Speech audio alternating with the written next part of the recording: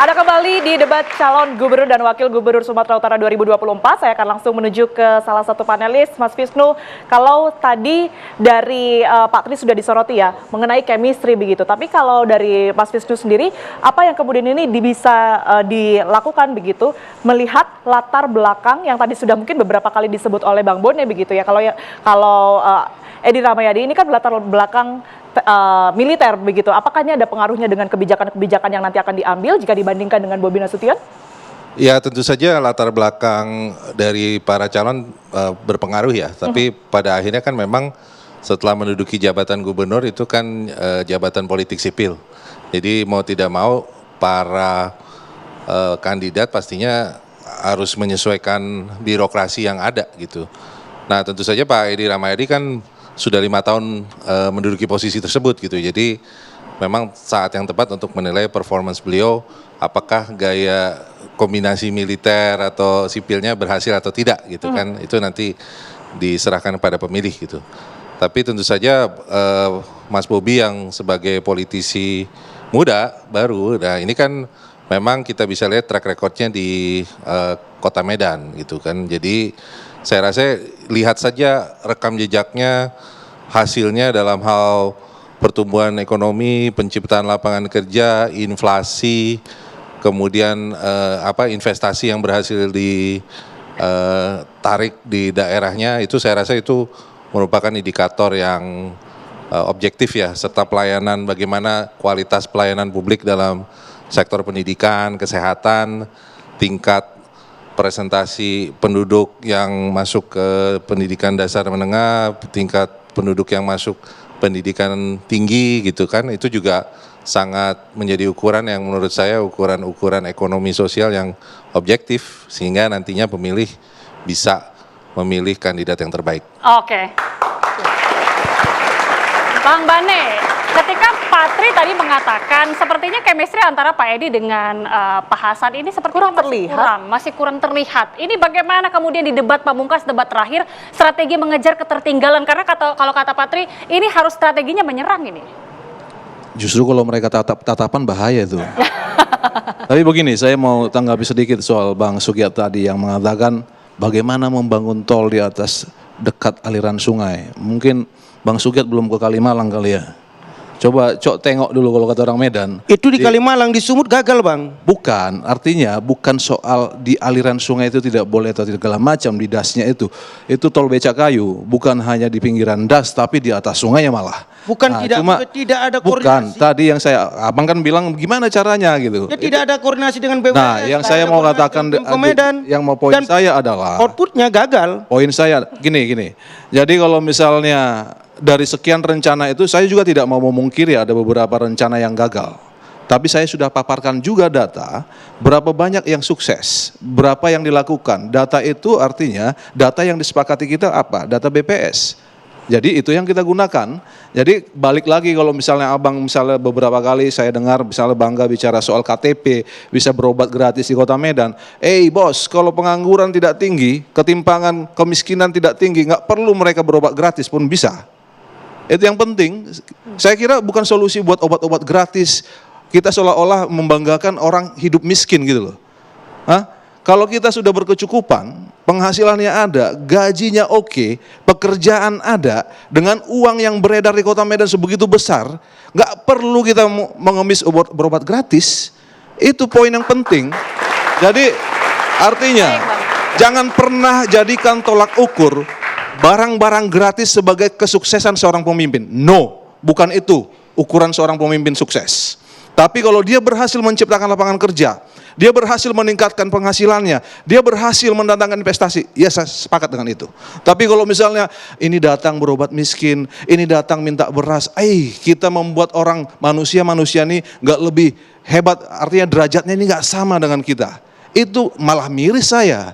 Kalau masih kita mengandalkan atau mendewakan atau memuja ketika banyak orang berobat gratis datang ke puskesmas. Oh come on, bukan itu ukurannya. Lalu soal chemistry. Nah, soal chemistry Bang. Soal chemistry saya mau mengatakan begini. Nggak ada yang bilang bahwa chemistry-nya tidak baik. Justru begini, kami orang PD Perjuangan, coba lihat kalau chemistry-nya tidak baik, kami tidak akan mungkin turun semua Anggota DPR RI ada 6 dari Dapil Sumatera Utara. Turun semua dalam debat. DPP-nya 4 turun semua, menunjukkan support yang luar biasa. Kalau kami tidak punya hati yang sama dengan Pak Edi, dengan Pak Hasan Sagala, tidak mungkin. Itu chemistry yang saya pahami. Tapi saya saksikan sendiri dalam debat kedua kemarin, tak ada pun Kim itu yang datang. Artinya apa? Saya coba tanya-tanya nih, nggak usah saya sebut nama misalnya. Kok kalian nggak datang? Tak pernah pun kami telepon dia deh. Artinya apa? Saya nggak mau hal-hal yang superficial. Kita mau yang substantif. Kita mau bahwa aslinya komunikasi kita dengan calon yang kita usung, kandidat yang kita usung, itu harus benar-benar baik. Dan itu terbukti, terlihat, terpampang langsung, disaksikan oleh audiens, disaksikan oleh massa. Saya tidak bohong-bohong, lihat aja. Nyatanya siapa yang paling banyak menunjukkan chemistry-nya? Siapa yang lebih akrab, lebih menunjukkan suportifnya? Ya, yang ada di PD Perjuangan. Bukan yang ada di sana 10 partai politik itu. Kalau mau bicara chemistry.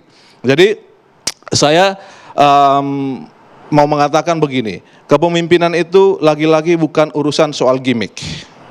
Kepemimpinan itu adalah kemampuan mengeksekusi. Apa yang kita sampaikan tereksekusi dengan baik. Bukan cuma kata-kata, bukan cuma gimmick-gimmick. Udahlah, stoplah kita dengan politik-politik yang sekedar hanya tampilan luar saja, hanya make up saja. Lihat saja datanya siapa yang sukses. Baik, Bang Bane. Jangan hanya gimmick-gimmick saja, jangan hanya barang-barang gratis-gratis saja. Kita langsung minta tanggapan ya. Ya, ini yang membedakan kami Gerindra dengan mungkin dengan PDIP. Saya pikir PDIP sesungguhnya semangatnya adalah pro rakyat terkait dengan pembangunan kesehatan. Ini berbahaya. Misalnya kalau rakyat yang realitasnya miskin, yang ketika berobat itu masih, jangankan berobat, makan pun payah, harus hadir negara.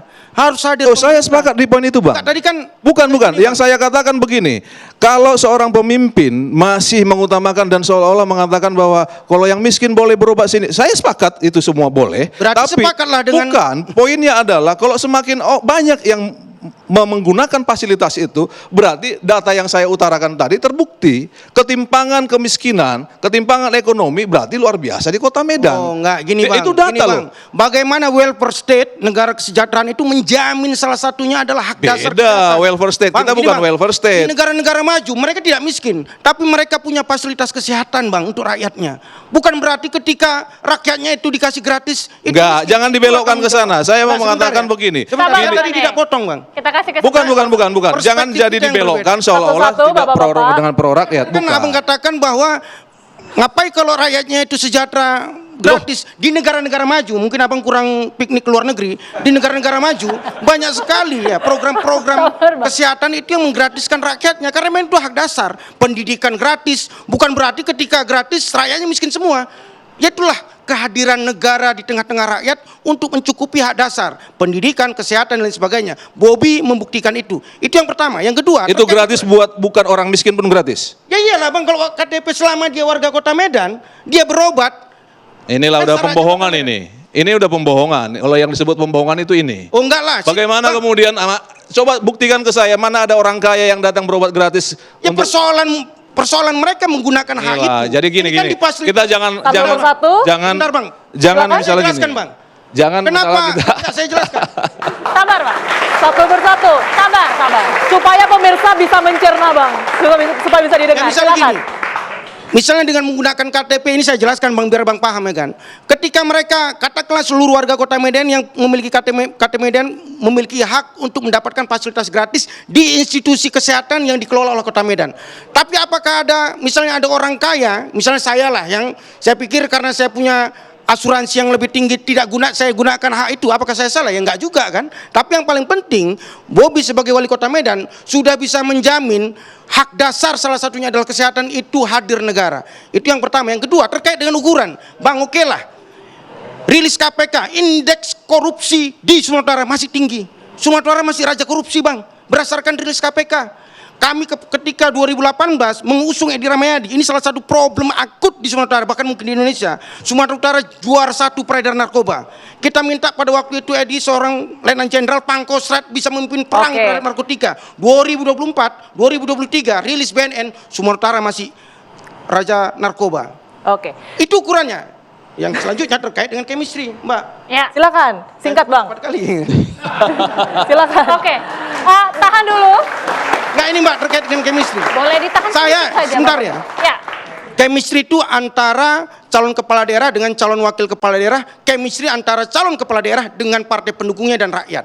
Oke. Kita audit satu persatu, chemistry antara calon kepala daerah dengan partai pendukungnya misalnya.